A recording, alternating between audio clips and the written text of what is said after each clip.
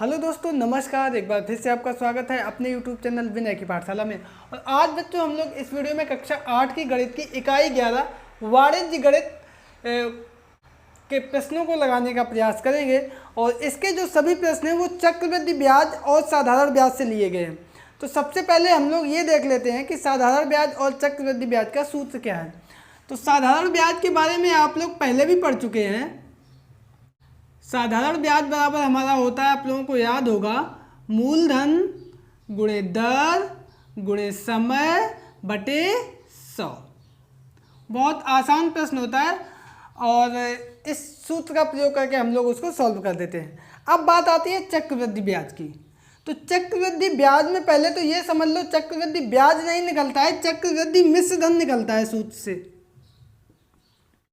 और जब चक्रवृद्धि मिश्र धन निकल आता है उसके बाद ब्याज निकालने के लिए सूत्र फिर से नीचे लगाते हैं, ब्याज बराबर मिश्र धन माइनस मूलधन। तो तब जाके हमारा ब्याज निकल के आता है। तो मिश्र धन का सूत्र होता है, चक्रवृद्धि मिश्र धन का मूलधन ब्रैकेट 1 प्लस दर बटे 100 और पूरे की घात समय। बहुत ध्यान से देखिएगा इसको, ठीक है। अब यहाँ पे इस सूत्र में ध्यान देने वाली बात यह है कि दर और समय, इसको बहुत ध्यान देना है। यहाँ पे मूलधन हमने मान लिया A रुपये, दर 5% या R%, और आगे यहाँ पे एक शब्द लिखा होगा, वार्षिक लिखा होगा या छमाही लिखा होगा या तिमाही लिखा होगा, इस तरीके से, ठीक है। तो इसको हम लोगों को देखना होगा। इसी तरीके से समय जो दिया होगा, समय भी दिया होगा T वर्ष या फिर 2 छमाही, है ना, या फिर समय छमाही में दिया होगा या फिर समय जो है तिमाही में दिया होगा। तो यहाँ पे दर और समय, इन दोनों में हमें देखना होगा कि जो भी यूनिट चलेगी, यानी अगर दर वार्षिक में है तो समय भी हमारा वर्ष में होना चाहिए, ठीक है। अगर दर हमारी छमाही में है तो समय को भी हम किस में तोड़ लेंगे, छमाही में तोड़ लेंगे। दर अगर तिमाही में है तो समय को भी हम तिमाही में कर लेंगे। जैसे दर दी गई है वार्षिक, समय दिया गया है 2 छमाही, तो 2 छमाही में कितने वर्ष होते हैं, 1 वर्ष। तो समय को भी हम 2 छमाही ना लिख के 1 वर्ष कर लेंगे, ठीक है। इसी तरीके से मान लो दर दिया गया है 12% छमाही और समय दिया गया है 5 वर्ष, तो 5 वर्ष में कितनी छमाही होंगी, 1 वर्ष में 2 छमाही, तो 5 वर्ष में 10 छमाही। तो इस तरीके से समय को हम बदल के 10 छमाही कर लेंगे, ठीक है। तो कुल मिला के हमें ध्यान ये रखना है कि दर और समय, इसकी इकाई एक होनी चाहिए। तो इसी को ध्यान में रखते हुए चलते हैं एक्सरसाइज पे और देखते हैं कि क्या है इस एक्सरसाइज का प्रश्न नंबर 1। तो बच्चों, हमारा पहला प्रश्न दिया गया है कि किसी धन का 2 वर्ष में चक्रवृद्धि ब्याज से मिश्र धन ₹2400 तथा 3 वर्ष में मिश्र धन 2520 हो जाता है, तो वार्षिक ब्याज की दर क्या होगी। तो यहाँ पे पहली बात तो हमें मूलधन भी नहीं दिया गया है, तो सबसे पहले हम मान लेंगे, माना मूलधन बराबर A रुपये, ठीक है। अब देखो प्रश्नानुसार पहली कंडीशन क्या बनेगी, पहली शर्त है कि 2 वर्ष का चक्रवृद्धि ब्याज से मिश्र धन, तो सूत्र हम लगा देंगे चक्रवृद्धि मिश्र धन वाला, क्या आएगा, चक्रवृद्धि मिश्र धन, और ये हमारा आएगा मूलधन ब्रैकेट 1 प्लस दर बटे 100 और पूरे की घात समय, ठीक है। तो यहाँ से मिश्र धन है 2400 रुपये, लिख दो 2400। मूलधन हमने मान लिया है A, ब्रैकेट में 1 प्लस R बटे 100 और समय हमारा है 2 वर्ष, समीकरण नंबर हो गया 1, ठीक है। अब कह रहा है दूसरी शर्त क्या दे रहा है,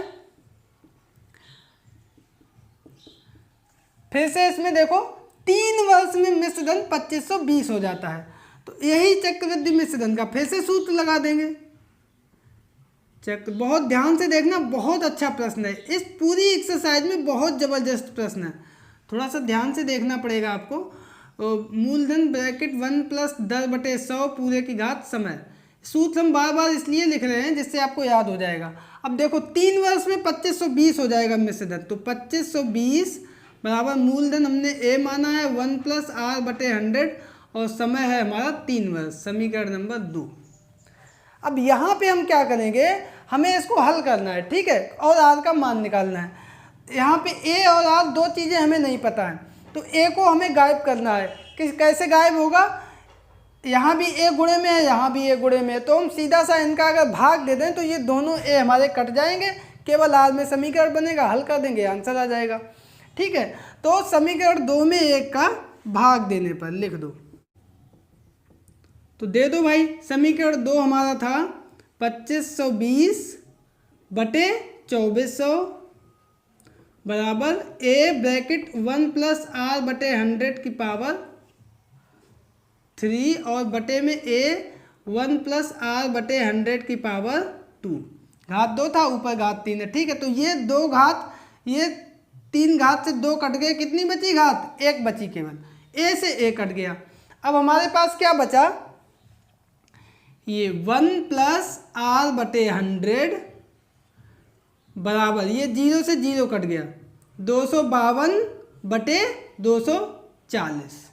ठीक है, अब देखो यहाँ से क्या करेंगे हम लोग, r/100 बराबर 252/240 और ये एक इधर प्लस का है, इधर आएगा माइनस का हो जाएगा, तो बटे में आया 240 और ये 252 माइनस ये 240 का 1 में गुणा होगा, 240 आएगा।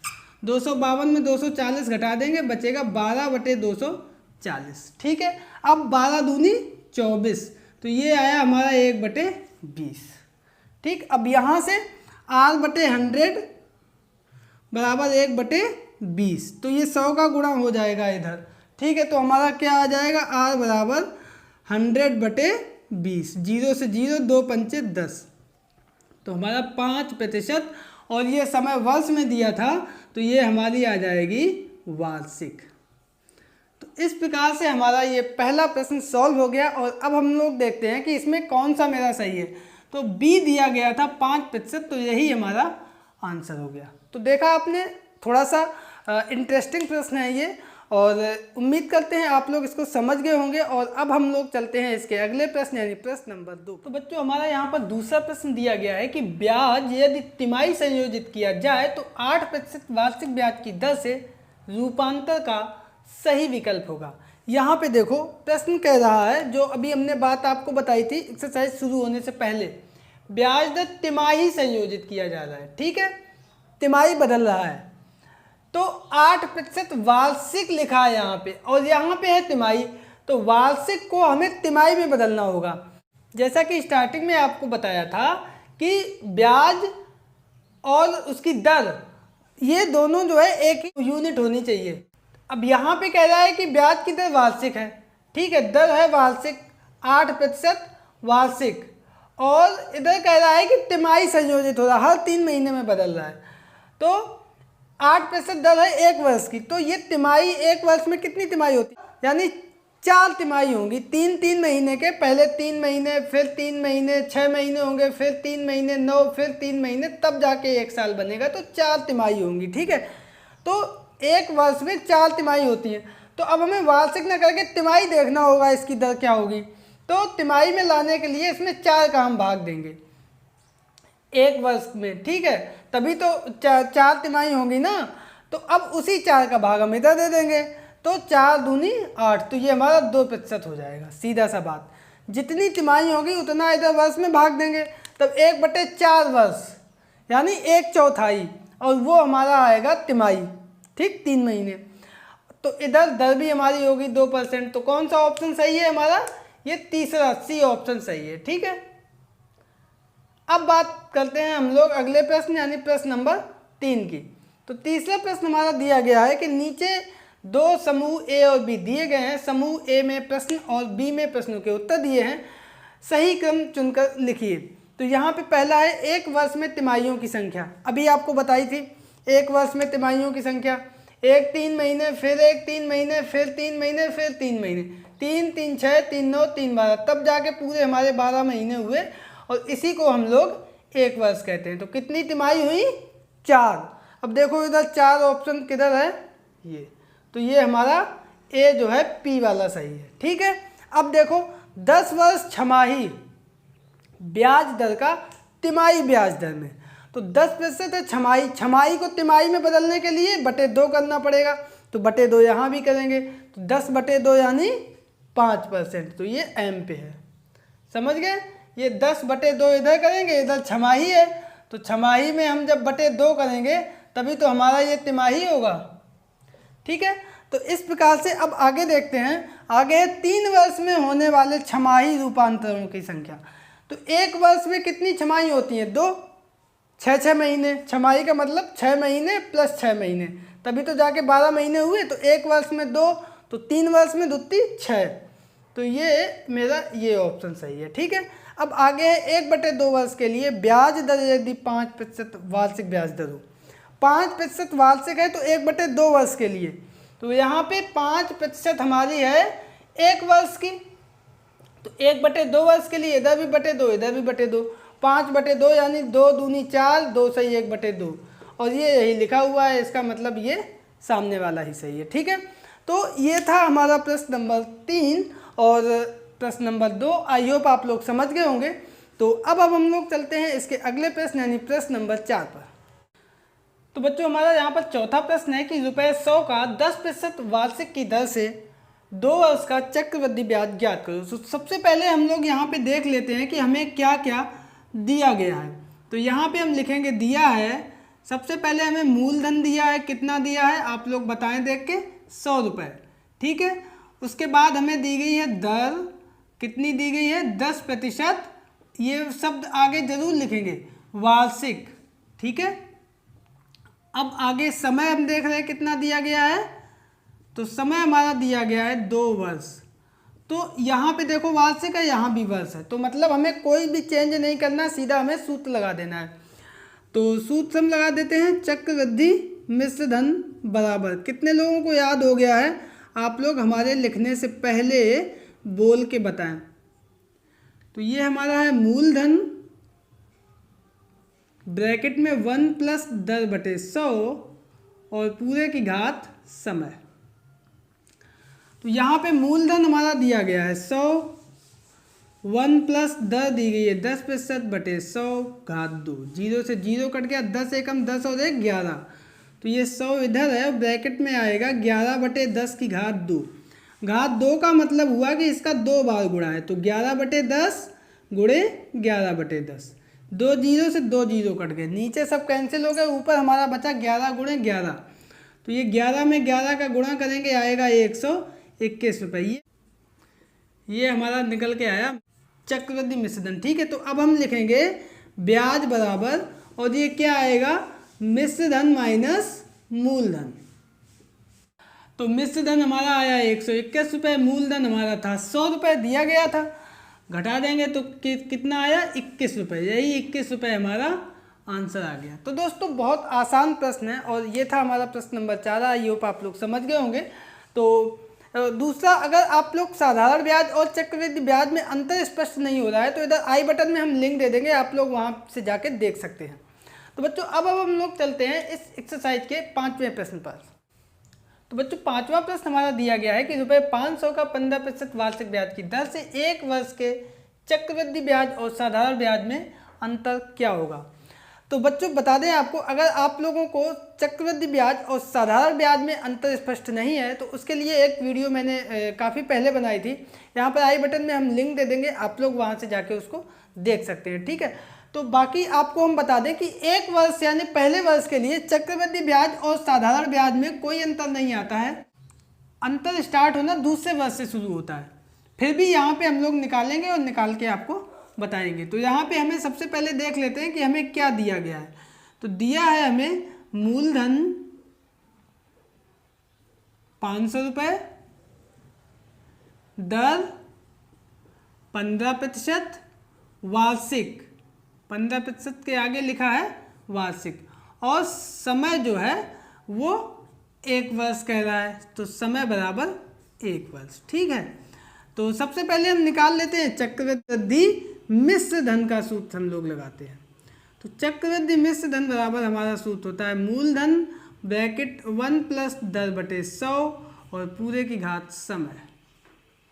तो यहाँ पे मूलधन हमारा है 500 रुपये, 1 प्लस दर है 15/100 और समय 1 साल। तो ये 500 गुणे 100 एकम 100 और 100 में 15 जोड़ेंगे 115/100। 2 जीरो से 2 जीरो कट गए। 5 का 115 में गुणा कर देंगे, 5 25 हासिल लगा 2, 5 एकम 5 और 2 7, 5 एकम 5, 575 रुपये। ये आ गया मिश्र धन। तो यहाँ से आएगा ब्याज बराबर मिश्र धन माइनस मूलधन। मिश्र धन हमने अभी निकाला, ये चक्रवृद्धि निकल के आ रहा अभी, ठीक है। तो इधर लिख दिया हमने चक्रवृद्धि ब्याज बराबर। मिश्र धन हमारा आया 575 रुपये माइनस मूलधन था हमारा 500 रुपये, तो 75 रुपये हमारा ब्याज आ गया, ठीक है। अब हम लोग निकालेंगे साधारण ब्याज। तो साधारण ब्याज का सूत्र बहुत सरल है, लिख दो साधारण ब्याज बराबर मूलधन गुणे दर गुणे समय बटे कितना है 100। अब मूलधन यहाँ पे कितना था 500 रुपये, दर हमारी कितनी दी गई है 15% और समय कितना दिया गया 1 वर्ष बटे 100। 2 जीरो से 2 जीरो कैंसिल हो गए। अब देखो एक काटो ना काटो कोई मतलब नहीं, 5 का गुणा होगा 15 में, तो 15 पंचे 15 चौको 60, 15 15 75 रुपये। तो ये सीधा सा ब्याज हमारा निकल के आ गया 75 रुपये। और ये कैसा ब्याज है, ये है साधारण ब्याज। तो 1 वर्ष का साधारण ब्याज भी 75 रुपये आया और 1 वर्ष का चक्रवृद्धि ब्याज भी 75 रुपये आया। तो वही बात निकल के आ गई, पहले वर्ष साधारण ब्याज और चक्रवृद्धि ब्याज में कोई अंतर नहीं होता। अब यहाँ से देखो आपको बता दें, अगर दूसरे वर्ष के लिए साधारण ब्याज और चक्रवृद्धि ब्याज निकालने को होता तो साधारण ब्याज में मूलधन हमारा हमेशा 500 रुपये रहता, चाहे दूसरे वर्ष निकालो या तीसरे वर्ष निकालो।